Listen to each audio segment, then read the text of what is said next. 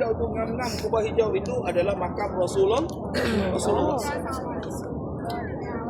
Dan banyak peristiwa berlaku di sini. Dan dia orang panggil ada pit stop lah, tempat.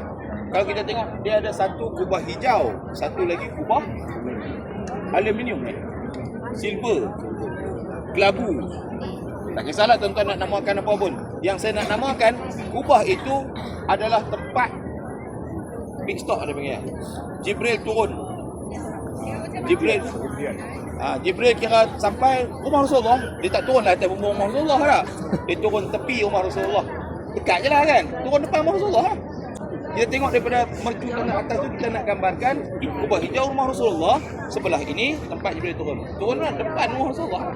Tempat saya semayang semalam adalah muka pintu rumah Rasulullah SAW.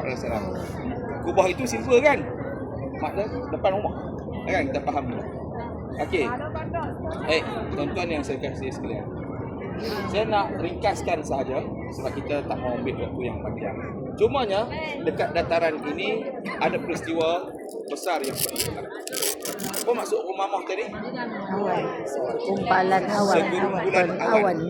Okey, selain tempat berhimpun, tempat ini juga adalah tempat untuk solat di padang Arab, tuan-tuan. Bisa tengok dokumentari kan? Di Arab ni kebanyakan solat di padang. Solat hari raya di padang. Kita yang solat duduk dalam masjid. Aircon lagi kan. Arab, belah-belah Arab ni saya pun biasa duduk lah ni kan, walaupun mai tak ngaji terang mana kan, tapi tahulah budaya tu. Jadi dia duduk di padang, tempat dia berkumpul untuk solat, untuk nak bagi announcement dekat padang. Dan kawasan sini dijadi Nabi mungkin reserve lah kot kawasan ni kan, pokok-pokok rumah ni. Cerita dia, hak baru sampai ni nampak kosong. Hak lama dulu kot ni pokok rumah penuh. Tidak? Tak main lama dulu. Apa main lama dulu ni? Ayah anda kita ada pokok rumah ni. Kau tolak habis dah. Pokok kalau hak lama tak main, pokok lah ni macam ni dah. Tak ada apa. Dulu di tepi masjid tu pokok rumah penuh. Tak ada. Semakin hari semakin berubah. Siapa yang main awal beruntung. Sebab apa dapat view tu yang lebih ni. Apa yang saya nak sampaikan di tapak kita duduk ni, kawasan-kawasan Masjid Umamah ini adalah tempat yang pertama berlakunya solat Aidil-Adha. Raya lah di sini. Lepas itu berlaku solat istisqa yang gelar sebagai Masjid Umamah itu solat minta hujan. Jadi penduduk Madinah ni bila hujan lama tak turun tuan-tuan, dia kena minta lah hujan. Sebab saya biasa lalui dengan Syekh Said Ramadan Al-Buti. Apa yang Rasulullah gambarkan tu betul.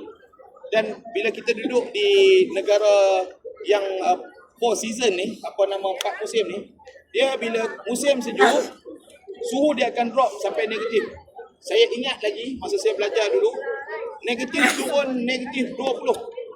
Kalau kawan duk melawak penjentik hidung, luruh hidung. Telinga ni kalau melawak lekang telinga ni. Betul-betul. Dia keras. Dia nak membeku. Jadi waktu tu tak pelik lah. Ramai ni yang duduk ngaji overseas pakai cukup telinga apa semua tu standard lah. Bila suhu tinggi, dia tak hujan. Betul tak? Kalau yang biasa duduk di 4 season ada winter punya. Kalau suhu turun, drop. Winter tak turun lagi. Lagi dia drop. Tapi bila winter turun, dia cekkan keadaan tu kan. Dia jadi stabil balik suhu. Mungkin dia akan sejuk juga. Memang sejuk lah kan. Tapi dia akan jadi mungkin -1, -2. Just nice lah kan. Nice buat winter time lah kan. Jadi Nabi ni bila tak hujan di Madinah ni, suhu semakin sejuk.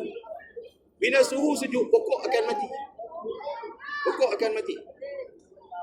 Jadi di sinilah tempat Rasulullah SAW berkumpul para sahabat dan memohon kepada Allah hujan dengan solat sunat istisqa.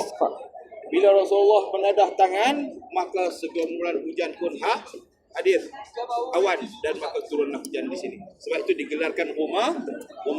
Tapi betul tuan-tuan, saya pernah alami dengan Syekh Buti.